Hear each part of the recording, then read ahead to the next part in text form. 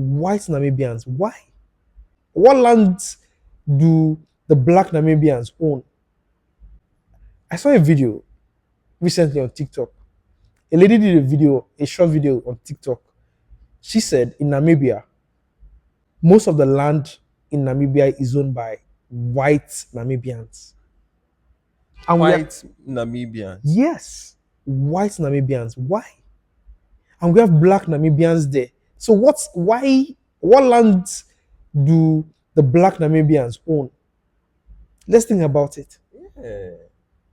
The whites own even the lands that there is generational. They're even passing it from their grandkids to this. Imagine in Africa. Can I do that in America? No. Can I do that in Germany? Can I do that in Belgium? Can I do that in other countries? Leave your comments in the comment section. I can't. So what I'm saying is that we Africans, I feel because what has been done has been done. But the fact is that we need to wake up. But because these guys, the colonial masters, they strategically did what they did because it's intentional.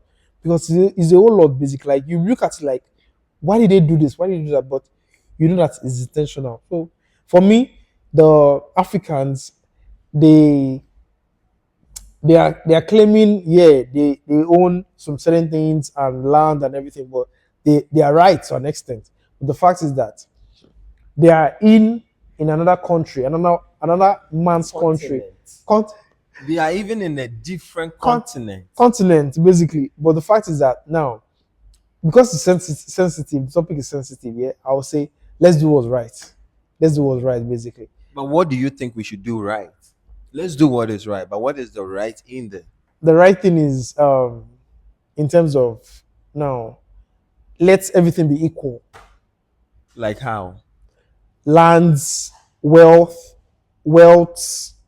properties, security should be equal.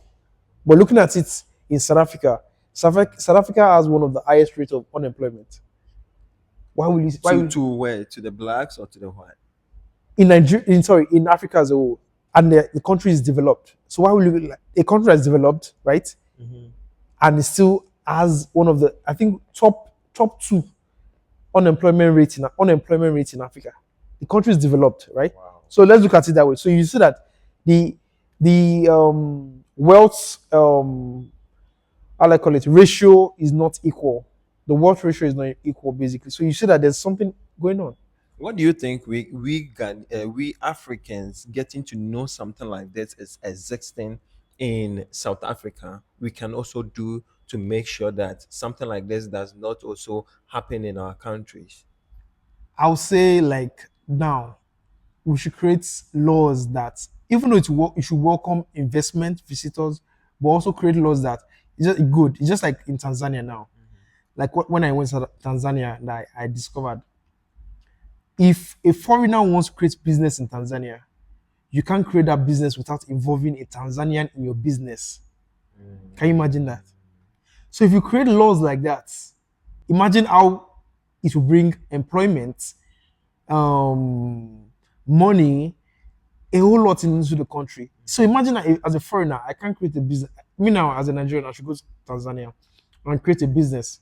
I can't create a business without involving a Tanzanian in the business. I can't register the business without involving a Tanzanian. Mm-hmm. So imagine creating laws like that. But some countries, foreigners can just create businesses like that. So there are countries that they are like waking up to see that these things, if we keep on doing these things, it will affect generations to come. We ask ourselves, why are these African countries giving them citizenship? Mm-hmm. Number one, because we Africans, to an extent, we need this investment. We need this investment. But the fact is that they over there, maybe outside Africa, they don't really need our citizenship. They don't really need it. But now there are some countries that you can buy citizenship. There's some Africans that are buying citizenship of St. Kitts and all with at least $200,000. You can get citizenship of St. Kitts and the rest, basically. Wow. You can get it and you can travel the world.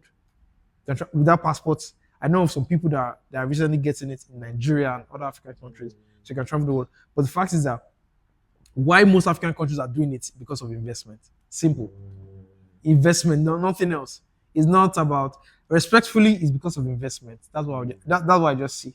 But you said something about Tanzanians Yeah, are doing something amazing over there, because yeah, if you are an investor and you are coming to do something there, you yeah. have to make sure that another A Tanzanian, a Tanzanian, native Tanzanian. a native have to be attached to it. Yeah, Fast forward, mm-hmm. giving the citizenship Yeah. to, let me say, foreigners, Mm-hmm.